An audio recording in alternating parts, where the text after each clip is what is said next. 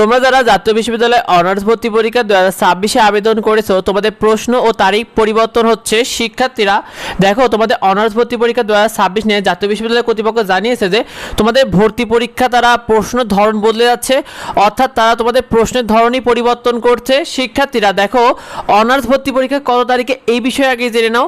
ইতিমধ্যে বুটেক্সের যে ইঞ্জিনিয়ারিং রয়েছে, বুটেক্সের সেটা ইঞ্জিনিয়ারিংয়ের পরীক্ষা কিন্তু হবে আগামী 25 এপ্রিল শনিবারে। আর জাতীয় বিশ্ববিদ্যালয় উপাচার্য জানিয়েছে যে একই দিনে যদি আরেকটি ভর্তি পরীক্ষা থাকে তাহলে জাতীয় বিশ্ববিদ্যালয়ের পরীক্ষা আগানো বা পিছানো হতে পারে।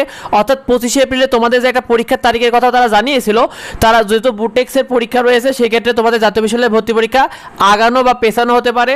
শিক্ষার্থীরা এক্ষেত্রে তোমাদের অনার্স ভর্তি পরীক্ষা যদি এগিয়ে যায় সেক্ষেত্রে তোমাদের এর আগের আরেকটি তারিখ রয়েছে, সেটা হলো 18 তারিখ, অর্থাৎ 18 এপ্রিল শনিবার। সাধারণত জাতীয় বিশ্ববিদ্যালয়ের ভর্তি পরীক্ষা কিন্তু শনিবার অনুযায়ী হয়ে থাকে। তো 18 এপ্রিল যে শনিবারটা রয়েছে শিক্ষার্থীরা, এই দিন হওয়ার সম্ভাবনা খুবই কম, কারণ তোমাদের এখনো অ্যাডমিট কার্ড দেয়নি, যাবতীয় কিছু তারা ঠিক করে 18 এপ্রিল পরীক্ষার সম্ভাবনা খুবই কম বলা যায় শিক্ষার্থীরা। আর 25 এপ্রিল তো তোমরা জেনেছো যে ইতিমধ্যে বুটেক্সের পরীক্ষা রয়েছে, তো সেক্ষেত্রে এই দিনও পরীক্ষার সম্ভাবনা নেই বললেই চলে।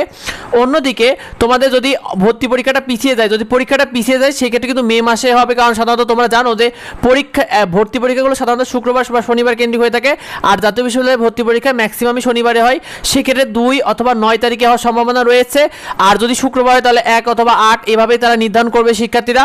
আর নির্ধারণ করা মাত্র আমরা তোমাদেরকে সবার আগে এটা জানিয়ে দেবো, তোমাদের অনার্স ভর্তি পরীক্ষার প্রশ্ন কেমন হবে। জাতীয় বিশ্ববিদ্যালয় কর্তৃপক্ষ জানিয়েছে যে এবার আর গতানুগতিক ধারার প্রশ্ন হবে না, অর্থাৎ তোমরা এর আগে যেমন শুধুমাত্র মুখস্থ যে জ্ঞানমূলক প্রশ্নগুলো ছিল এগুলো পড়ে গেলে হতো, এরকম গতানুগতিক প্রশ্ন থাকবে না। তারা বলেছে এবার মেধা ও সৃজনশীলতা যাচাই ভিত্তিক প্রশ্ন, অর্থাৎ অনেকটা ডিপলি প্রশ্ন হবে, এটা তারা জানিয়েছে এক প্রকার। এবং তোমাদের প্রশ্নে কিন্তু বৈচিত্র্যতা আনা হবে, এই বিষয়টা জানানো হয়েছে। এক্ষেত্রে তুমি ধরে রাখতে পারো যে প্রয়োগ এবং উচ্চতর দক্ষতা অনুযায়ী যে সকল এমসিকিউগুলো রয়েছে এগুলোকে বেশি গুরুত্ব দিতে হবে, কারণ এই ক্যাটাগরির প্রশ্নগুলো থাকবে শিক্ষার্থীরা।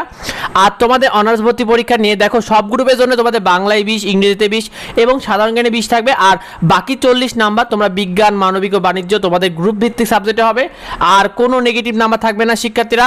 তো তোমরা এখন থেকে ভালো মতো প্রস্তুতি নিতে থাকো শিক্ষার্থীরা। আর আমাদের চ্যানেলে তুমি নিয়মিত আপডেটগুলো পেয়ে যাবে, সেগুলো পেতে অবশ্যই আমাদের চ্যানেলে যুক্ত হও, আমাদের চ্যানেলকে সাবস্ক্রাইব করে রেখো। আর এই ভিডিওটা বেশি বেশি করে বন্ধুদের মধ্যে শেয়ার করে দাও যাতে অন্যরাও জানতে পারে। দেখা হয় পরবর্তী ভিডিওতে, পরবর্তী আপডেটে। ধন্যবাদ সবাইকে।